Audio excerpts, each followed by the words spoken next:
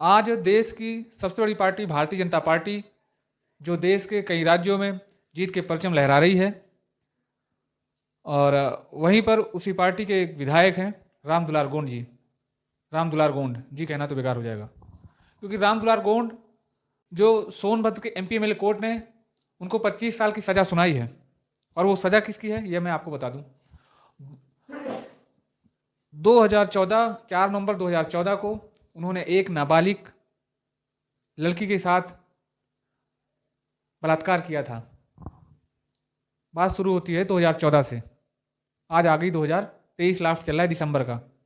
तो जिस प्रकार से 2014 में उन्होंने उसके साथ बलात्कार किया, और कहीं ना कहीं आज 15 दिसंबर 2023 को कोर्ट ने जिस प्रकार से न्याय दिया है पीड़िता को, कहीं ना कहीं आज भी अपने देश में न्याय की जीत है। इससे यही साबित होता है कि सत्य की हमेशा जीत होगी। मैं आपको बता दूं कि सोनभद्र के दुद्धी सीट से भाजपा के विधायक हैं राम दुलार गोंड। ये जब 2014 में बलात्कार के, उस समय पीड़िता थी वो नाबालिग थी, और उस वक्त इन्होंने उसके साथ जिस प्रकार से रेप किया, और उसके बाद एक पुत्री का जन्म हुआ, और जन्म होने के बाद वहीं से लड़ाई शुरू हुई।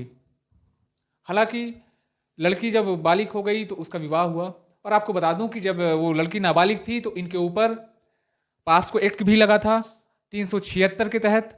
201 आईपीसी की धारा लगी थी, जो कि चूंकि अगर देखा जाए तो 2014 से 2023 का समय काफ़ी लंबा रहा है। 6 दिन 9-10 साल का टाइम लगा, और कहीं ना कहीं कोर्ट में न्याय मिला। और जबकि पीड़िता के भाई का कहना है कि विधायक के द्वारा कहीं ना कहीं हम लोगों को जान से मारने की भी धमकी मिली, और तो और पैसों का भी प्रलोभन दिया गया। लेकिन फिर भी पीड़िता के घर वाले किसी भी प्रकार के प्रलोभन पे नहीं आकर के न्याय का दरवाजा खटखटाए, और उनको न्याय मिला। आखिरी में उस दरिंदे विधायक को 25 साल की सजा सुनाई गई, और 10 लाख रुपए का दंड भी दिया गया, आर्थिक दंड।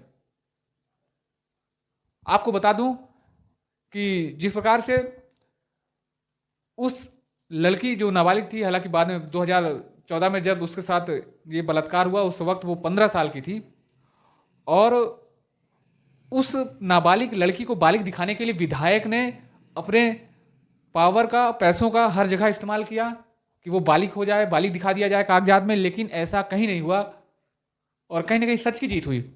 आपको बता दूं कि उसकी जो पुत्री का जन्म हुआ और उसका डीएनए मैच करवाया गया, तो कहीं जाकर के विधायक का डीएनए और उसके पुत्री का डीएनए मैच हुआ, उसके बाद न्याय मिला कोर्ट से। लेकिन जिस प्रकार से देश में बेटी बचाओ और बेटी पढ़ाओ का नारा दिया जाता है, क्या देश के ये जो राजनेता हैं, सब राजनेता तो नहीं होते, लेकिन इस तरह के जो नेता हैं जो जघन्य अपराध करते हैं, बेटी कैसे बचेगी और बेटी कैसे पढ़ेगी, ये सवाल है। हालांकि मैं आपको बता दूं कि पीड़िता के भाई का कहना है कि जो बच्ची का जन्म हुआ है उसके भरण पोषण की जिम्मेवारी उस विधायक दरिंदे की होगी, और अभी इसकी लड़ाई आगे भी और जारी रहेगी। लेकिन वहीं पे 25 साल की जो ये उसको सजा सुनाई गई है, अभी पीड़िता के भाई का कहना है कि अभी तो और केस चलेगा, और जो बेटी का जन्म हुआ है उसके भरण पोषण का, उसके पढ़ाई लिखाई का और उसके शादी की व्यवस्था की जो है लड़ाई आगे जारी रहेगी। आपको बता दूं कि जिस प्रकार से कोर्ट ने सजा सुनाई राम दुलार गोंड को, कोर्ट में द्वारा जब सजा सुनाई गई तो विधायक गिड़गिड़ाता रहा, रोता रहा हाथ जोड़ करके। उसने कहा कि मेरी सजा कम कर दी जाए, मेरी अभी कच्ची गिरफ्ती है साहब। लेकिन तुमने अपनी कच्ची गिरफ्ती और ये सब जो ड्रामा बता करके कोर्ट में नाटक फैलाया था, कहीं ना कहीं सत्य की जीत हुई, और ना तो सजा कम हुई और ना ही जुर्माना कम लगा।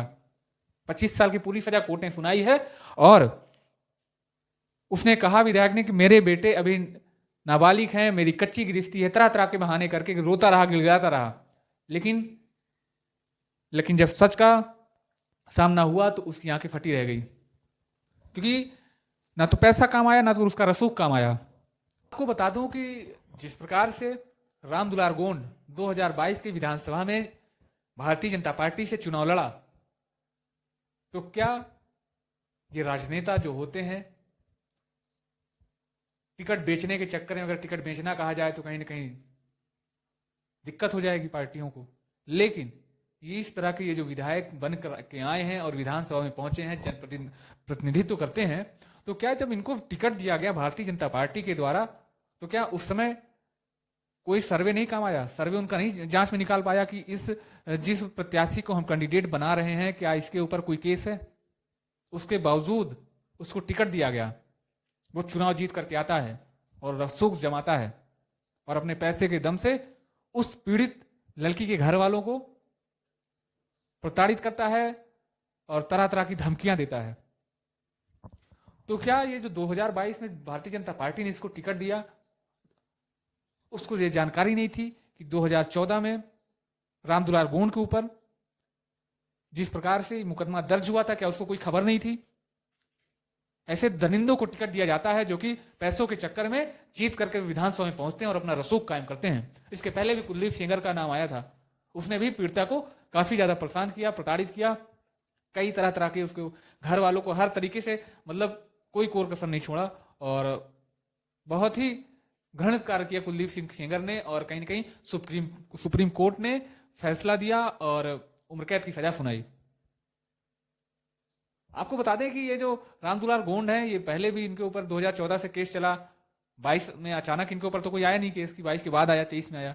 ऑलरेडी इसके पहले से चल रहा था, लेकिन उसके बावजूद जो भारतीय जनता पार्टी का नारा है कि बेटी बचाओ और बेटी पढ़ाओ, कहीं ना कहीं इस तरह के कैंडिडेट को टिकट दिया जाता है जो कि पहुंच के विधानसभा को शर्मसार करते हैं। पैसे और रसूख में इतनी ताकत है कि चाहे बलात्कारी हो, चाहे गुंडा हो, चाहे मवाली हो, उसको भी टिकट दे देती हैं ये पार्टियां।